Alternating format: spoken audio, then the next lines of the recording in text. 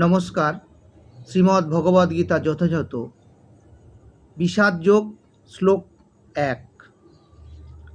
ধর্মক্ষেত্রে কুরুক্ষেত্রে সমবেতা যুযুৎসবঃ মামকঃ পাণ্ডবস্যৈব king কুর্বত Sanjay.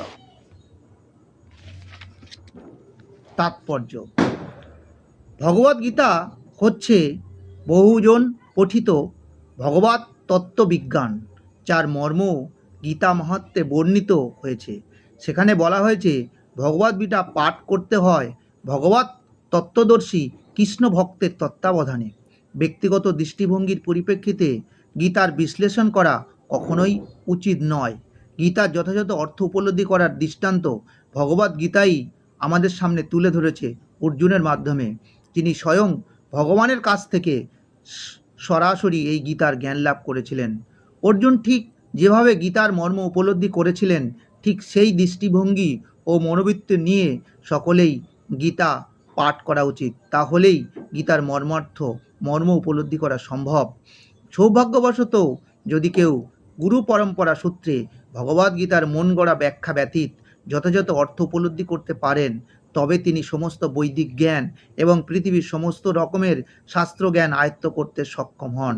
Bhagavad Gita পড়ার সময় আমরা দেখি অন্য সমস্ত শাস্ত্রে যা কিছু আছে তা সবই ভগবদ্গীতায় আছে। উপরন্তু ভগবদ্গীতায় এমন অনেক তত্ত্ব আছে যা অন্য কোথাও নেই। এটি হচ্ছে গীতার মাহাত্ম্য, এবং এই জন্যই গীতাকে সর্বশ্রেষ্ঠ শাস্ত্র বলে অভিহিত করা হয়। গীতা হচ্ছে পরম তত্ত্ব দর্শন। গীতা পরমেশ্বর ভগবান শ্রীকৃষ্ণ নিজে এই জ্ঞান দান করে গেছেন। মহাভারতে বর্ণিত ধৃতরাষ্ট্র ও সঞ্জয়ের আলোচনার বিষয়বস্তু হচ্ছে ভগবদ্গীতার মহৎ তত্ত্ব দর্শনের মূল উপাদান। এখানে আমরা জানতে পারি যে এই মহৎ তত্ত্ব দর্শন প্রকাশিত হয়েছিল কুরুক্ষেত্রের রণাঙ্গনে, যা সুপ্রাচীন বৈদিক সভ্যতার সময় থেকে পবিত্র তীর্থস্থান রূপে খ্যাত। ভগবান যখন মানুষের উদ্ধারের জন্য এই পৃথিবীতে অবতরণ করেছিলেন, তখন এই পবিত্র তীর্থস্থানে তিনি নিজে পরম তত্ত্ব সমন্বিত এই গীতা দান করেন। এই শ্লোকে ধর্মক্ষেত্র শব্দটি খুব তাৎপর্যপূর্ণ, কারণ কুরুক্ষেত্রের যুদ্ধক্ষেত্র ভগবান শ্রীকৃষ্ণ অর্জুন তথা পাণ্ডবদের পক্ষে ছিলেন। দুর্যোধন আদি কৌরবদের পিতা ধৃতরাষ্ট্র তার পুত্রদের বিজয় সম্ভাবনা সম্বন্ধে অত্যন্ত সন্দিগ্ধ হয়ে পড়েছিলেন।